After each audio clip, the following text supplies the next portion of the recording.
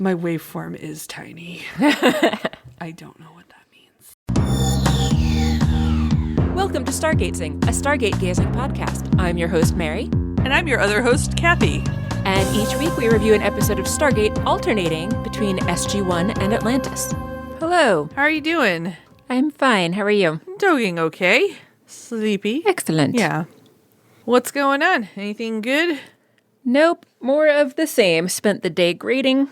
That was it. Yay! Spent the day grading stuff. Yeah. Good times. Yeah. Oh, yeah. It's great times. I hate grading, and I definitely don't like spending my entire day doing it, but here we are. Oh, let's sigh. Indeed. How was your day? It was okay. It's hot as ass out there. It is. Triple digits in Connecticut today. Woo! So much garbage. Not to mention the humidity. Yeah. It's terrible outside. Milk was a bad choice. Hopefully by the time you're listening to this, it will be not terrible. And wherever you are, I hope it's not terrible. Indeed. Agree. This is awful. It is quite. Yeah, so I had to be outside more than I planned to because I had to go to the endodontist. But other than that, it was fine. It was fine. I didn't go outside at all other than to try to walk Coconut out to the backyard because the deck was too hot for her little feet. Poor baby. We have some rugs down, but we need more rugs. I mean, rugs are good, but like it's also 100 degrees out. Right, exactly. And you've seen the deck that we have here is pretty big and they don't completely cover it. Yeah. So wherever there were gaps, that was very hot for little puppy feet. So we're going to buy more. Yeah. Boo. Yeah. Even my shoes. The shoes I was wearing today are very thin-soled because they're meant to be as barefooty as possible. That was the best kind of shoes. I've burned my feet in those, though, I was just before going to say, that was a mistake because when I was walking around outside, I'm like, oh, my feet are hotter than they should be. Yep. I've definitely come back from a few longer runs in hot weather where I had blisters on the bottom of my feet, not realizing that the heat was getting through them as badly as it was. Yep. Yeah, that's not great. But no, it's not. At least I have air conditioning in my house. Air conditioning is amazing, and I do love it very much. Grateful for that. Yes, I've spent much of my life living places without air conditioning. Yes. Or sometimes with just a window unit. Now we have central air, and it is delightful, and I don't know that I could ever go back. I hear that. Even me and my mini splits are like, nope, this is it for us. Yeah. Also, I have a house with weird windows where no air conditioners actually seem to fit in them. Even the ones that the previous owner left behind, I couldn't fit them in the windows. So weird. I remember you talking about that, and that is very weird. What was he doing with them? He must have, maybe he put two in the living room in the front window. I really don't know But that's also very weird. Yeah. I have no clue because I've got a bunch of casement windows. I have a huge picture window that doesn't open. The living room windows are normal, and then the bedroom windows are so tiny, even the tiny, tiny air conditioner would not fit in the window. That's very weird. That's so weird. I do like the tiny windows, though, because I like to sleep in the darkest environment possible, so it's nice, but yeah, not great for wanting to keep cool when you don't have central air, but indeed. I took care of that. Mini splits for the win. Excellent. That's what we ended up with downstairs. So now the whole house is air conditioned instead of just half of it, as I think it was before. One day when I have money, which will probably be never, I would like to add one to the basement area that's finished. But they were like, yeah, that'll be another $4,000 if you want to do that. And I was like, nope, not right now. Thank you. Yeah, fair. We just took out a loan and we're like, yeah, do whatever you need to do to get us off of oil heat and to basically make sure we have air conditioning and electric heat in every room with our lovely heat pump. Yeah. Woohoo.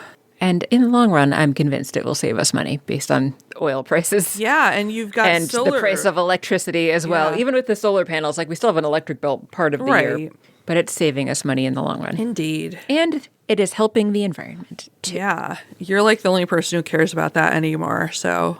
Apparently I am. Yeah. So it seems.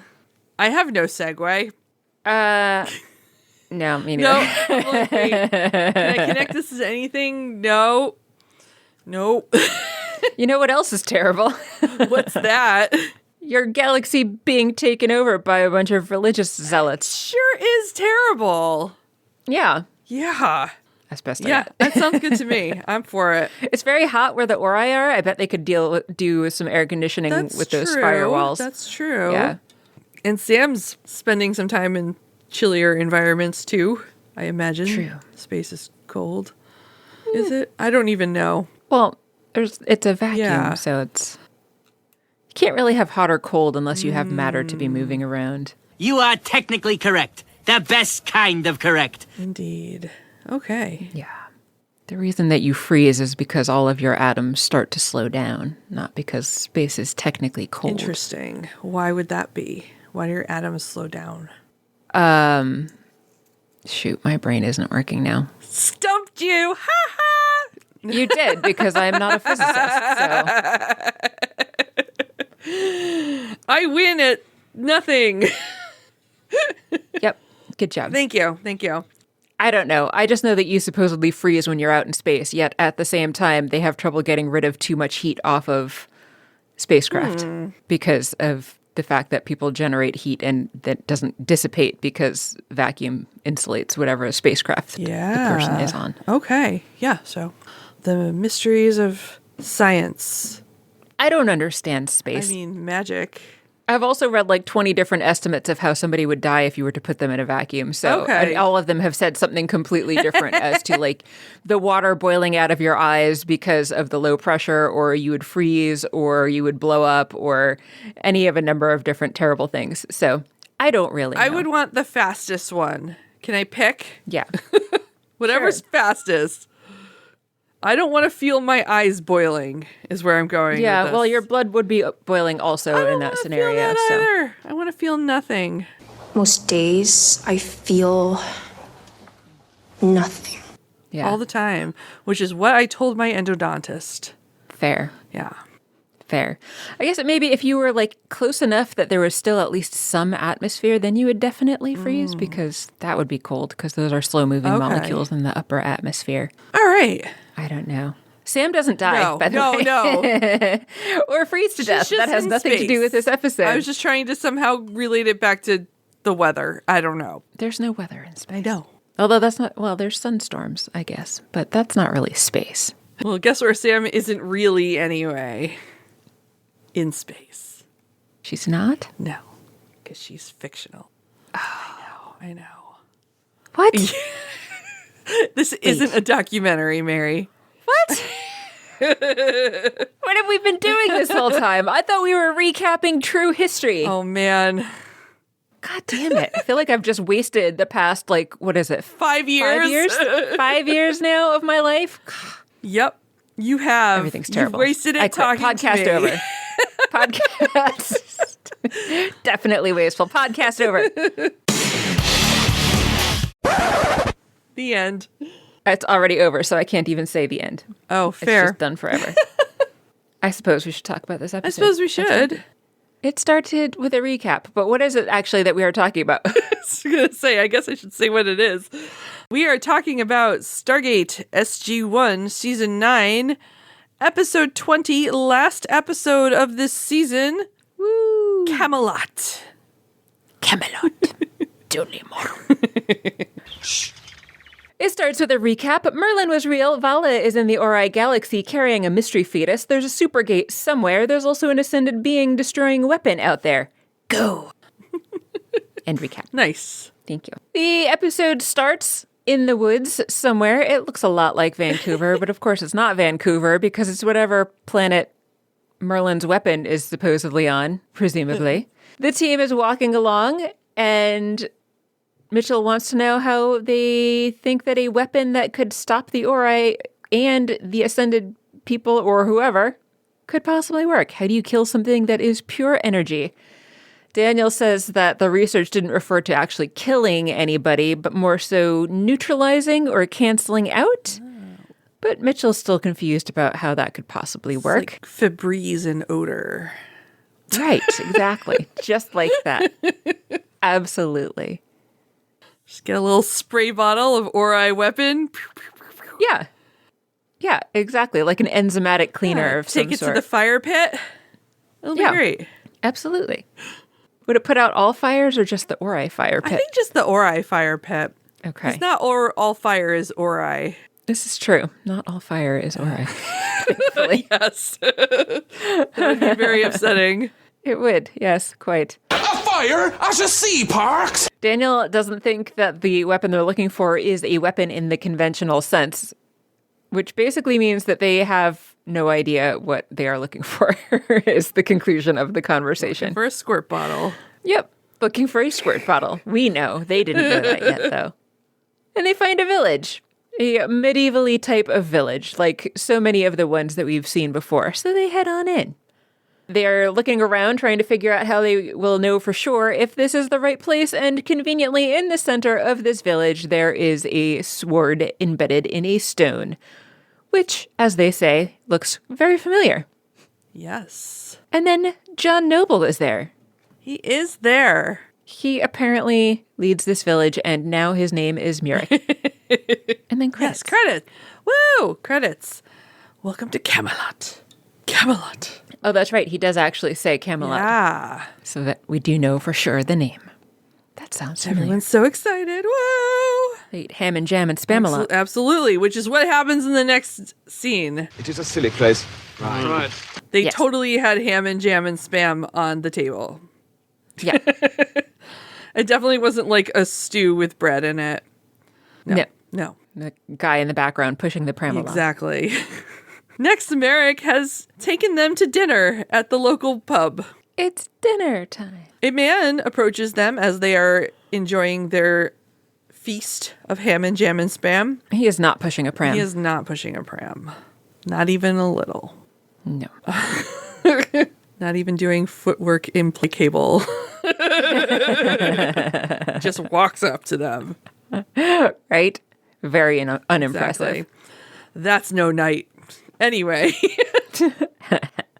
We learn immediately, in fact, he is not a knight. His name is Antonius, and he's their village historian. He welcomes them to Camelot, the past and future home of King Arthur, which surprises SG1, because they're like, he totally died. Have they not heard of the book The Once and Future King? Come on. Yeah, I don't know. Maybe not. But Merrick is like, what are you talking about? Arthur was not mortally wounded. He defeated Mordred, who's the one who they say mortally wounded him. And then he ran off, searching for Sangreal with his knights. And Daniel translates that as the Holy Grail. But that was a long time ago. However, Antonius is sure one day, they all know in that village, Arthur is going to come home to Camelot. Daniel asks about Merlin after Arthur left, and they both kind of look a little skittish. Merrick just gets up and is like, bye. SG1 is just like, what? Daniel asks, did he offend Merrick in some way? But Antonius says no. We just don't talk about Merlin in public. Like some kind of wizard that shall not be named. I was going to say, is he basically their version of Bruno? Because we don't talk about Bruno. Yes. I do. Now I want to go watch that movie. He explains that they believe Merlin was a wizard of darkness, and he had the potential for great mischief in his heart. He disappeared too when Arthur left. And then he says, the library where he practiced his strange arts remains sealed to this day. And they're like, what? Merlin has a library and it's here? Can we see it? Antonia says, no, it's protected by a curse, and anyone who enters will be killed by the Black Knight. Yeah, Black Knight always triumphs. Everyone knows Exactly. The Black Knight always triumphs! You're a loony. He'll bite your legs off. that. Yeah. So, yeah, SG1 is probably not going to be able to go in there, maybe, and the episode's over. Because Antonia said that was no. it. It was a very uneventful episode. They're like, okay, that sounds dangerous. Yep, we'll call it a day. Yep, absolutely. But in reality, it is sometime later, SG1 is walking around outside continuing to talk about the situation. They figure that the story about a Black Knight was probably just made up by Merlin to scare off any locals from trying to be too nosy in his library. Either that or there's just another hologram, but they don't think that there's any real threat to the situation. GTL, baby. Gym Tan Laundry. Although Teal'c does remind him that that hologram knight in the cave in Avalon was actually pretty threatening, though, and was eventually starting to do some real harm. But Daniel says that even though that knight was a hologram and also doing harm, the whole point was that it was a test designed to measure a challenger's worth. So probably it's possible Merlin could have set up some kind of mechanism, but they'll figure it out. So they don't have anything to worry about. It'll be fine. Oh, yeah. Oh, yeah. But it could be tougher. Same rules won't necessarily apply for this knight as applied for the other knight. Sam recommends that they split up and look around, so that's what they're going to do. Mitchell and Daniel head one way, and Sam and Teal'c head off in another direction. I don't know why, but the way she said it, for some reason, I felt like she wanted to go off and talk to Teal'c alone because she didn't want to deal with these other two. It was totally made up, but that's what it felt like. Could you blame her? That's true. That's true. I would rather hang out with Teal'c as well. Yeah, agree. Once they've split up, Mitchell and Daniel come upon two children who are practicing sword fighting in the village. It's an older sister, younger brother situation. It's a situation, of course. Because if everything's put together and you feel great, you look great, awesome night. Siblings are always a situation. Of course. Yeah. You've met my sister. She's quite a situation. As is my brother. True, in very different ways. But yeah. Yep. The older sister wins. Her name is Valencia. Mitchell comes up to critique the young boy's sword fighting and says, "You keep moving around like Ed Grimley, like that kid would know who that is." I don't know who that is either. I was just about to say, I have no idea. No. Also, no one asked you, Mitchell, so go away. And I didn't even look it up. No, because I didn't care. Because I just thought it was weird that he went up and was critiquing them. Mitchell just jumps into this interaction between children and does some play fighting with Valencia. Yeah, he butts in and spars with this girl, which just made it that much weirder to me. Yeah. And he beats her. Well, yeah, because he's way bigger and older than her. Plus, he used to fight with broomsticks with his brother and also the Sudan. Also the Sudan, yeah, exactly. He brags to them afterwards. Great job, Mitchell. Yep. Good job. Way to show those children who's boss. Yep. It was very weird. Also, a way to just jump in there and find the only people who are probably not going to object to helping you find Merlin's library, because you went over all of the adults' heads and went straight to the children. This is true. I also, though, was confused. I didn't really understand how Mitchell managed to forget the name of what they were looking for. Yeah. Because he asked, "Do you know where we can find Merlin's, and then Daniel had to interject library. Yeah, that is very strange. Very silly, guys. Yeah. Why is Mitchell not remembering that simple word? Yeah. Don't know, but yep. It was weird. They've asked for the help. It was a weird scene. Yeah. They've asked for these kids' help now. Yeah. But yeah, now they've got some people to help them. So Valencia leads them to a door, kind of in an alley somewhere. But it's magicked, so they can't go in. Daniel, of course, tries to touch the doorknob anyway, and there's some sort of a force field that zaps his fingers. But she knows where the key is. It's held in the village archives, so that's where they head next. And Antonius is there. He was there before in a previous scene. He is the village historian and head of the archives. So Daniel is trying his best to convince him that they need to get into that library and they need access to the key. But Antonius says he does not want to be party to their deaths, because they're just going to end up getting killed by the Black Knight. Daniel says they've faced one of those knights before. Antonius says, "You lie," basically. And the only reason that Antonius thinks that he's lying is because he'd be dead if that were true. But Daniel says, "Nope, not only are we not dead, we defeated him and now we're here. And we're pretty sure we can beat that other one too. So how about you let us in?" Yeah, what could go wrong? Yeah. Also, there's probably some treasures in there, and it will be important to get in there. Yeah, I do like that he appeals to Antonius's village historian status as another reason Right. he should be so curious to know what's inside. Indeed. Nerd to nerd right there. Making that connection. So first the children fall and then Antonius. Everyone will do what SG1 wants. They will. But they will. Because Antonius, later that night, is with them back at the door, but with a key. He is like, nobody can know this. Not Merrick. And most importantly, not my wife. Because she'd be so mad at me. And I totally lied to her about where I was going. Yeah, that's Yeah. Especially because, spoiler, he dies. He does die. Yeah. Because of this. He takes the key and pokes it at the lock, and that seems to deactivate the force field so that he can actually use the key in the lock and unlocks it. They head on inside. It's a library. It is what you would expect a library to An look like. old, dark, full of bookshelves, dusty, cobwebby library. Mitchell says, ooh, spiders, but not in a good way. I think he just didn't want to touch spiders, which I don't blame him. I don't want to touch spiders either. Fair. You don't know if they're venomous here That's or not. true. So Daniel recognizes this could take a while. So they're going to get to work on looking through the things in the library. Then we see they have gone to work clearing away cobwebs and starting to look at stuff. I like that Teal'c is the designated candle lighter. Yes, as you'd expect. Exactly. He's very efficient He at knows it. how to candle. Yeah. Daniel finds a book and says there's an interesting reference to Merlin's prophetic abilities and that Merlin could see the future because he actually aged backwards in time, but not literally, he says. He references a bunch of other myths that they now know are true, like Atlantis, Avalon. Teal'c says the Easter Bunny. He looked so happy when he said that, too. So what Teal'c has gotten from American culture is the Easter Bunny and Darth Vader. Yeah. Yeah. I felt really bad. He looked so incensed when Daniel and Sam implied that the Easter Bunny is probably not actually real.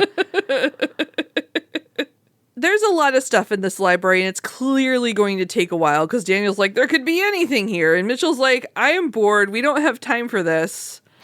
All I see are dusty old books. And then, of course, the first book he touches is a book on a bookshelf that opens a secret passage behind it.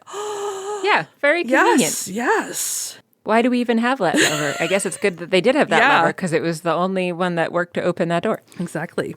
Yeah. So they're going to go down there, except for Antonius, who is like, fuck no, I am out of here. But he says, I shall take my leave, because he doesn't say fuck no. He does not. That would be weird and out of place. So he goes, they head towards the chamber.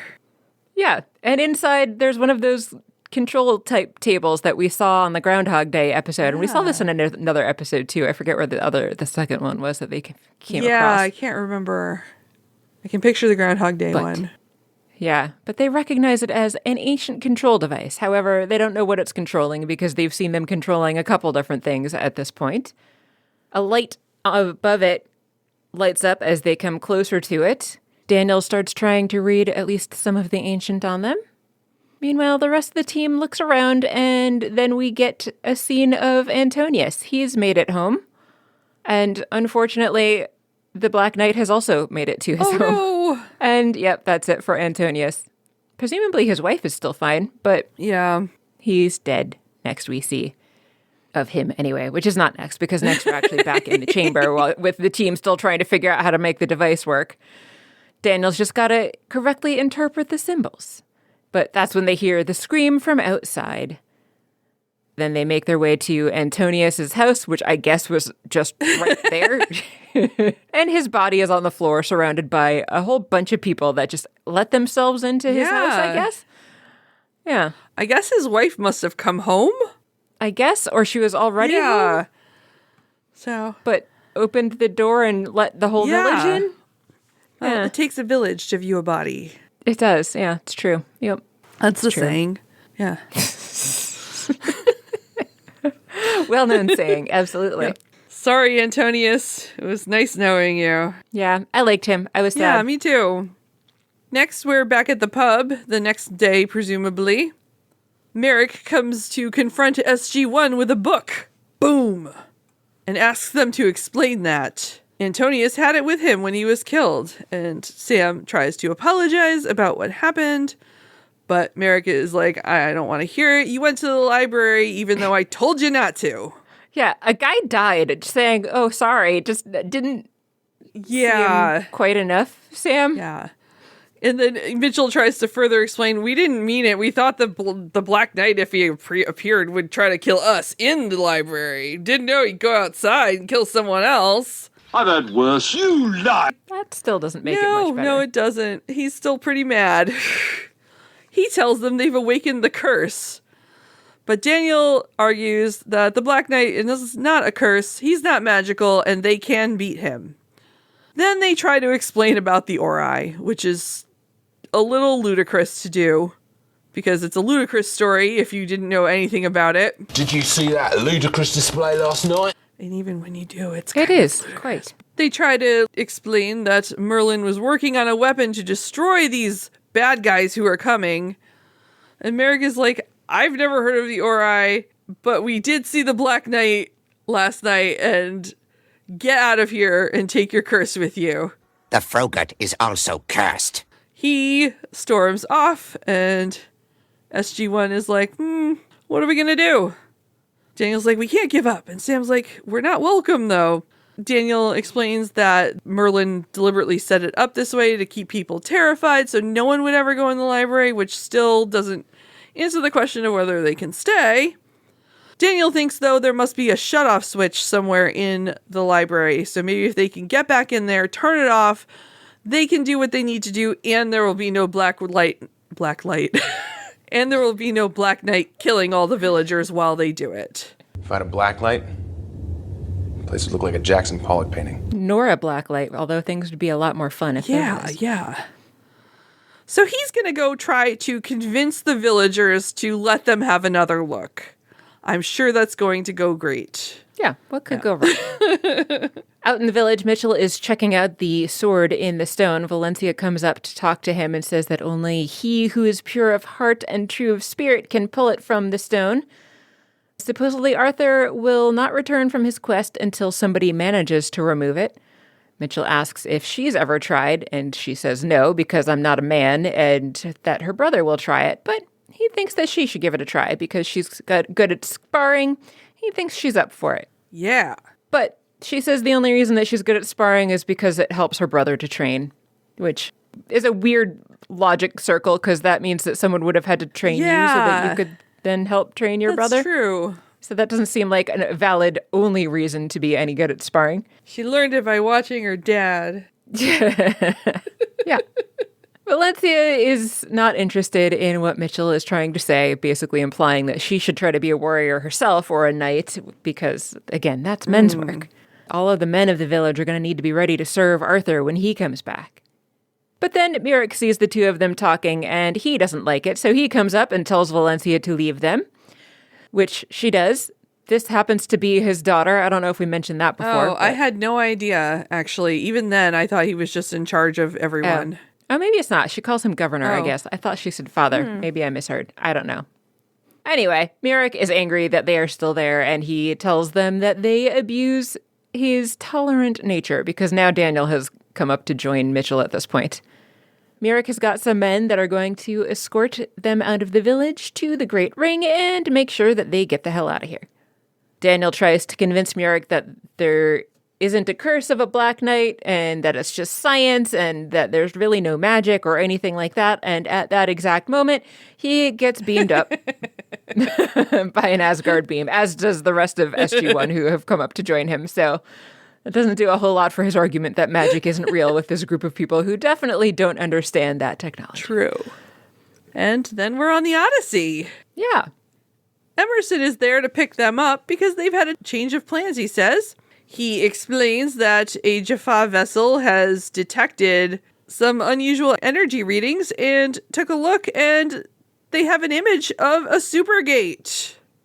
Uh-oh. He is there to take them with him to the supergate. The Daedalus will not be joining them because that's in Pegasus, but the Korolev, which is the Russian ship that U.S. has recently given to Russia, will be going as well. They have rushed getting it into service so that... What could go wrong with that? Yeah, nothing. It'll be fine. Totally fine. Yeah. Also, the Tok'ra and the Jaffa are gathering together so that they can have as much firepower as necessary to destroy the Supergate. Daniel is like, hold on, though. We need to find the weapon. We need to find Merlin's weapon. We've got to destroy the Ori. Emerson says there's no time. But Daniel's like, all right, fine. Then leave me here. You guys go. I'm just going to go nerd out. Sam says, they're not going to let you back into that library. Daniel's like, all right, just beat me straight in there then. So good. They're going to endanger the village again. Yeah, great. While they do that. And Mitchell volunteers to go with Daniel so they can spend a little quality time, and also maybe because he has to fight the Black Knight. Then you shall die. So they have until the Russians swing by and pick them up to find Merlin's weapon. Yep. And then we are back in Merlin's library after they get beamed down, basically having a look around for what Mitchell likens to Merlin's PIN number, which is a redundant thing to say. It is. It annoyed me too. Yep. So Daniel thinks that there's some sort of code that needs to be entered into the control panel in the correct sequence in order to unlock it and shut off the night hologram. And they're going to have to find it by going through all 2 million lines of code one by one, essentially. How many lines of code are there? About 2 million. Except in this case, it's books. Yes. So many books. All the books. Yeah. Back up on the Odyssey, they are heading off to go and look for the Supergate. Teal'c asks Emerson if he can be transferred to the nearest Jaffa-controlled vessel because he wants to go and look for some allies of his own. So that's what's going to happen with Teal'c. All right, Teal'c. And then we're back down in Merlin's library. Sometime later, Daniel's pretty sure that he's managed to find Merlin's pin, I guess, after he startles Mitchell awake because Mitchell had fallen asleep nearby. Although, as Mitchell says, he was working on his Kelno reaming. Daniel's pretty sure that he's got the code that he needs from blah, blah, cross-referencing, blah, blah, repeated passages. They're going to go and take a look at the thing. The blah, blah, blah, blah, blog. So they do. Daniel, even though he was like, yeah, let's go do this thing, is all of a sudden like, uh-oh, what if I'm wrong? And the Black Knight comes and kills everyone. And Mitchell's like, I'm just going to pull the sword from the stone and kill him. It'll be fine. It's just like last time. Yeah. Yeah. Daniel's like, it's not like last time. Piece of cake. Yeah. Also, he got his ass kicked last time. That is true. So Daniel's like, you don't know even if these two things are connected. Or even if Merlin really put the sword in there. He might have, probably, but they don't know. Mitchell's like, we don't have a choice though, right? And Daniel's like, yeah, I suppose. So they step up to the device. It lights up. Daniel puts in the pin, but nothing happens. That's not great. Yeah, because he's like, is that a good thing or a bad thing? It's not a good thing. You're right. Because somebody screams. So Mitchell runs out to figure out what's going on while Daniel is going to stay behind to figure out how to turn off the Black Knight. What are you going to do, bleed on me? Mitchell makes his way outside to where all of the screaming is, and he finds the Black Knight, which conveniently heads for him instead of any of the villagers. So I guess that's good. Yeah. I guess maybe it's because he was down in the chamber. I don't really know. Mitchell, of course, tries to fire his weapon at it, and just like the other night, that doesn't do anything. Thankfully, he didn't seem to hit any villagers in the process. So that's good. So he just starts trying to fight the knight with, I don't know, he had something that he was swinging around trying to fight, but he doesn't really have a good weapon to fight with the knight's sword. So he's doing his best to hold his own out there. Daniel radios to him to ask him how it's going. Mitchell tells him not so great. Valencia is seeing what's happening and runs up to Murik and asks him to help him do something, but Murik says that Mitchell brought it on himself. So, of course, that is enough to prompt Valencia to go and do as Mitchell suggested before, which is to head over to the stone with the sword in it, and, of course, she's able to get the sword out. Yeah. Woo! She's pure of heart and full of honor. She runs back out to where Mitchell is, throws him the sword, and so now they can have a proper sword fight. Yeah. Daniel keeps pushing tiles around on the device in the library, and it does seem to actually be doing stuff this time, although we don't really know what. There's a new hologram and there's treasure, so there's that, but the hologram is just repeating a greeting. and introducing himself as Merlin. So not actually anything useful and not getting rid of the Black Knight, importantly. The Knight manages to hit Mitchell a bunch of times, but as we saw before, it's hurting him but not doing any real damage, which made me wonder how it was that it managed to murder Antonius so readily. Maybe Antonius just died of fright. It could be, yes. I suppose that's possible. Yeah. Daniel has tried every combination that he had come up with from all of his research, so he has no other options. He keeps trying to radio to Mitchell and seems surprised that Mitchell's not responding, but yeah, he's a little busy right now, Daniel. So they keep fighting outside. Mitchell's just rolling around in the mud and getting his ass handed to him yet again, as we saw the first time he had to fight one of these hologram-type knights. Daniel decides to just give up with the whole code entering thing, and he opens a panel and shoots the crystals inside. You would think that he could have just removed them so that he wasn't destroying the thing's functionality entirely. I like to think he was permanently channeling Jack in this moment. Fair. Yeah, that's fair. Yeah. So that does work. That does make both the Merlin hologram and the knight disappear. But the treasure stays, so that's good. Yeah. Meanwhile, in the village, as I said, the knight does disappear, and then everybody in the village starts cheering, and they don't go over to Mitchell to see if he's okay or anything like that, which I thought was hilarious. Instead, they're going over to Valencia to congratulate her for being the one to pull the sword from the stone. Yeah, go Valencia. Yeah, good job. In space, the Odyssey has reached the Supergate. There are other ships there as well. They're getting a transmission. It is from the Jaffa that found the Supergate. He lets them know there's been no activity. They've already tried to destroy the gate. Didn't work. So that's not the best. But I think we knew it wasn't going to be easy to destroy a supergate again. Yes. There was no Vala to stop it mid-building. Assembly. Yes, mid-assembly, there's the word. Back in Merlin's library, Mitchell has rejoined Daniel. To recap, that Daniel just shot the crystals and that's all he had to do. Why didn't Daniel do that in the first place, Mitchell wants to know. And Daniel said, well, I needed the code anyway, because then we wouldn't have found all the treasure in the Merlin hologram, which had a message that he thinks is a riddle. So it was important to not shoot the crystals till after he got that stuff. Obviously, Mitchell. Duh. Yeah. Daniel takes a book and shows Mitchell a drawing of Merlin. He's wearing some kind of pendant.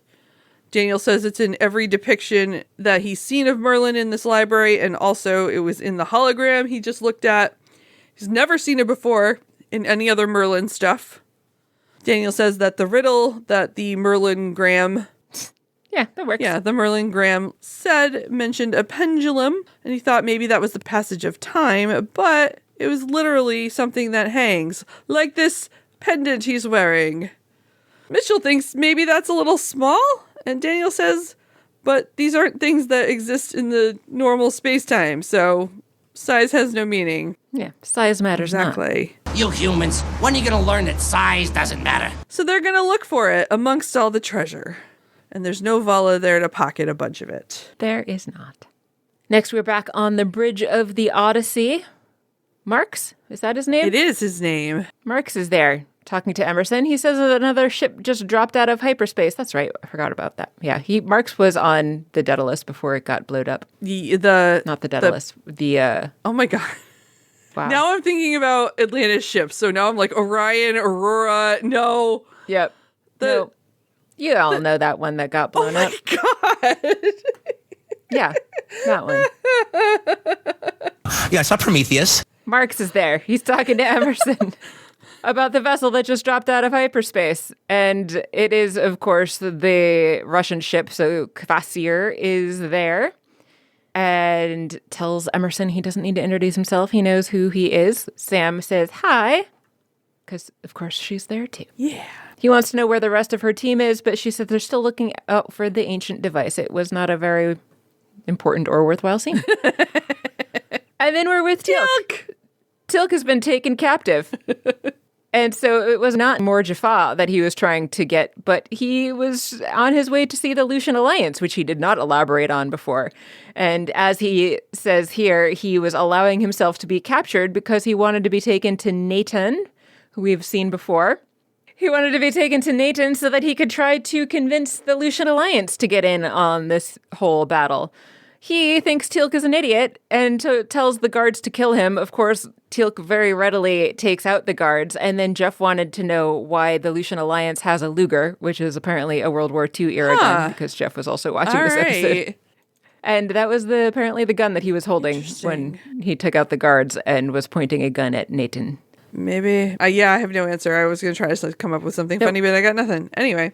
No, me neither. So Teal'c says that he should kill him where he stands, but he needs some help, and the fate of the galaxy is at stake. I feel like the Lucian Alliance is going to not care about the fate of the galaxy, although they probably don't want to be taken over by religious zealots either, so. They do show up at the battle. They do. So they apparently do care. I know, but I just don't know why. Fair. Anyway. On the Odyssey, Sam and Kvasir are talking about Merlin's phase-shifting device that disappeared her and Daniel within the SGC.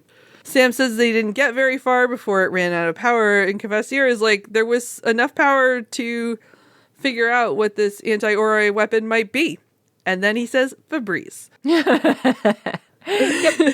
Sam is surprised that the Asgard were able to figure so much out. She couldn't figure out anything. And the Asgard are like, well, obviously, because we're Asgard. Right. He says that the weapon is an energy transfer device similar to a ZPM.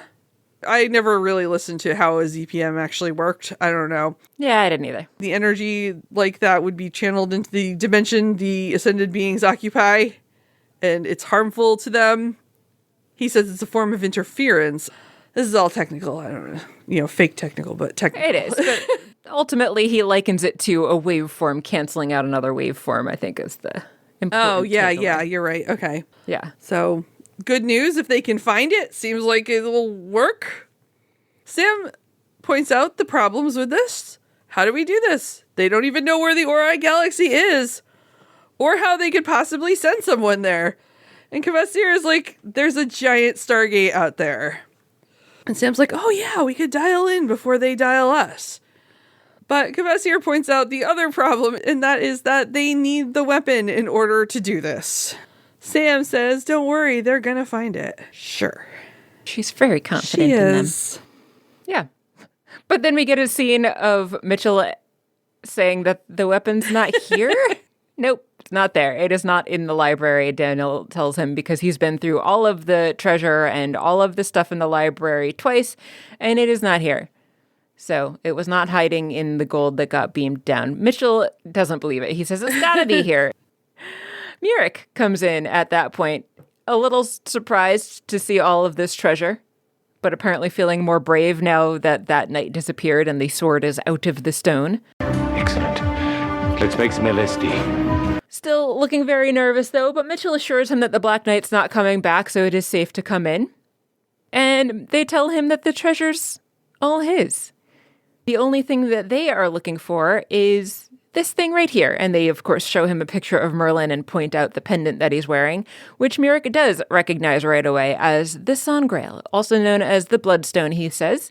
It was a bright red jewel, and it is actually what Arthur supposedly left to go out and search for. Mitchell doesn't believe it because he says every movie he's ever seen says it's a cup, but then Daniel says basically what you told us before, that it's sometimes said to actually be a platter or a bowl, or in some cases a stone. So in this case, they're going to go with stone, and it was put into the pendant that Merlin was wearing, apparently. A stone that fell from the heavens, more specifically. Yeah. It was a very long time ago that Arthur and his knights left to go and look for it, but he, of course, knows where they went because that's part of their lore, and he tells them it was 3 different places, distant lands known as Castiana, Sahal, and Wagenbrei, or something like that. Those do not sound familiar to Mitchell or Daniel, but probably they're mentioned in one of the books, if he has a look at them. Which Mitchell reminds him there are many, many books that would take days and weeks to probably find the right reference. But Murik says that searching for Arthur's whereabouts aren't necessary anyway, though, because now that Valencia has taken the sword out of the stone, he's just going to come back, so they just need to wait, and it'll be great. And you can stay here with us. You'll have a place of honor. It's going to be fantastic, and you can talk to Arthur about that thing when he gets back. Of course, Daniel and Mitchell aren't really too thrilled with that plan. And Daniel tries to, again, tell Murik that magic isn't a thing, and I'm sorry, but your whole religion/lore is fake, essentially, is what he's trying to convince them. And then he gets beamed away again. Oh, Daniel. And they're on the Russian ship, Korolev. Colonel Chekhov is there. What's your name, Chanko? Chirpov? Ensign Chekhov, Pavel Andreevich, sir. Hi, Colonel Chekhov. He welcomes them. On the Odyssey, Emerson comes in, and Sam reports to him that they have figured out where the dialing control crystals are on the Supergate, and they've reprogrammed a replacement crystal, so they're just going to go over to the gate and swap out the crystals, easy peasy, and then they'll be able to dial out. Yeah, simple as that. Yes. Sam is going to go. Kvasir offers that they would go, but they don't have a spacesuit that would fit him. Emerson says, sorry, nobody's going. We didn't find the weapon. Sam, though, argues that they still should dial out because that will prevent the Ori from dialing in. So that's what's going to happen. Yeah. Makes sense. Yeah. So we get a brief scene of Sam being dressed up in her spacesuit, and then she heads outside. She makes her way over to the control panel, and as she opens it up and is working on it, something happens. We see a shock of electricity essentially traveling through the gate, and all of a sudden the magnetic lock that she was using to keep her held to the gate lets go, and she starts floating away. So that's bad. Marks says that they are getting an increased energy output from the gate, and there's an incoming wormhole. So that's bad. Oh. Yeah. Meanwhile, Emerson's trying to reach Sam, but there's too much interference, so they are not able to get in touch with her. She's too close to the event horizon for them to be able to beam her back in. Marks tells Emerson that the Korolev just dropped out of hyperspace. So that's good. At least they're not alone anymore. Yeah, it's a party. As a bunch of other ships start coming through the gate. Yeah. It's a whole Milky Way party. Yeah. All the disparate parts coming together. Right. Yeah. All those Ori vessels we saw an episode or two ago are now here. Yay! I did like the supersized Kawoosh and the rippling from Sam's perspective that we saw. It was very nice. Yeah, agree. The Ori have only sent 4 ships so far, Daniel says. First wave. So they're like, maybe we should get on stopping that. So there are no more. The Ori ships, though, have sent a message before the fighting starts that says, and those who are prideful and refuse to bow down shall be laid low and made into dust. So they have come not to play, but to fight. Daniel quotes back to them from the Book of Origin just off the top of his head. And I was just wondering, like, what is he doing? Just memorizing the Book of Origin in his free time? Yeah. I thought it was weird that he just had a quote ready to spew back at them when they said that. But it doesn't help because the Ori power weapons and fighting commences. It does. And it does not go well for the people of this galaxy. It does not. The Ori ships are very powerful with very powerful weapons and strong shields. Ships are getting destroyed all around them. The Odyssey is starting to not look good after a while. The Korolev loses power. It's not good. It's not good. But then they get a brief moment of maybe things aren't all bad because Teal'c and the Lucian Alliance arrive. Woo! Yeah. Good job, Teal'c. Welcome, Teal'c. You're here in the nick of time. He apologizes for his late arrival, but Emerson tells him better late than never. So the Lucian Alliance, of course, joins in the fray. We see another Hatak getting destroyed, unfortunately, so that doesn't necessarily automatically turn the tide in their favor. Nope. There's just more injuries, more explosions. We're getting all kinds of views from all of the ships with sparks flying everywhere and fires and people getting injured. And the Ori ships don't really seem to be taking any damage from all of the firing that's happening on No, them. they still have that new car smell. They do still have their new car smell even. And as the battle rages on outside, we get a view panning into a window on an Ori ship, and it is Vala looking out at the battle, looking very sad and worried and upset. Yeah. And also looking like she might be going into labor. Oh, so. yeah, that too. End of episode. End of episode. Yeah. Did you like the episode? I don't know, because it's very clearly the first of a two-parter. So that makes it hard, especially because it ends on such a downer note. Yeah. But I liked a lot of it. So, yeah, I'm going to say I liked it. I'm going to go with that. I'm just going to say on its own, I liked it, even though I don't really like the cliffhanger it ended on. They made kind of terrible choices in the village, causing somebody's death, but it was still kind of fun to watch them, like, do their thing, and Mitchell fighting in the mud was fun. Yeah, I don't know. I liked it, but I'm just going to harp on the cliffhanger because that's where we left it.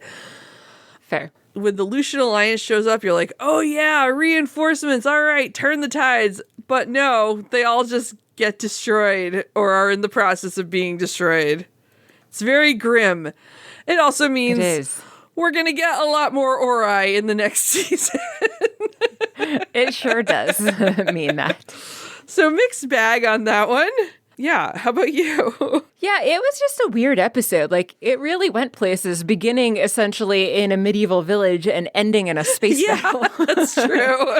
I felt like it was so much more vastly varied than many episodes that we get. But yeah, it wasn't that I didn't enjoy it. It was just that there was a lot of loose endings. And I guess it's hard to say whether or not I mean, I know all cliffhangers have some loose endings. That's the whole point. But it just felt like there was really not enough resolution with any of the storylines to make a judgment on it. So I didn't dislike it. It was just weird, and I'll be interested to see what happens. Will Daniel ever convince the people of Camelot there is science and not magic? I don't think he will, because I think he's going to continue to get beamed away every time he tries. That's the important cliffhanger, and we'll never get it resolved. It's true. It is true.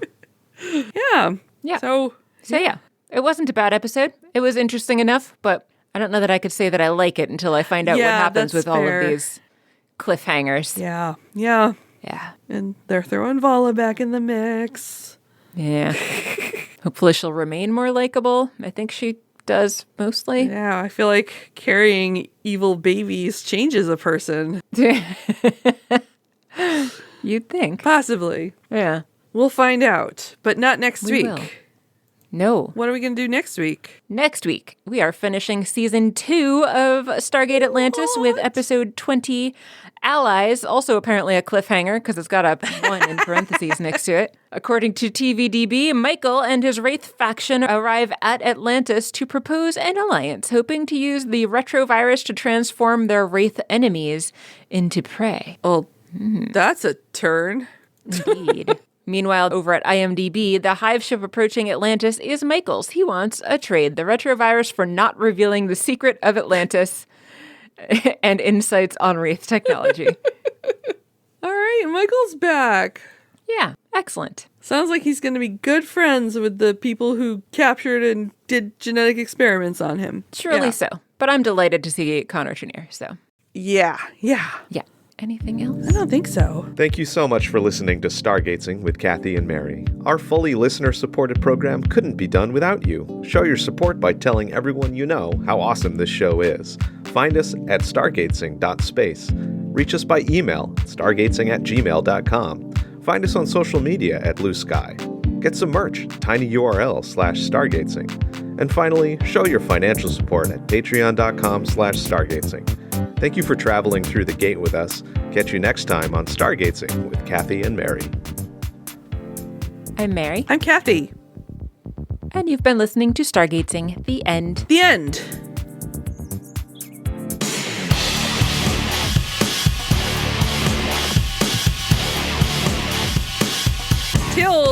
Tail. Wow. I don't even know what that was. That's not anybody in this scene.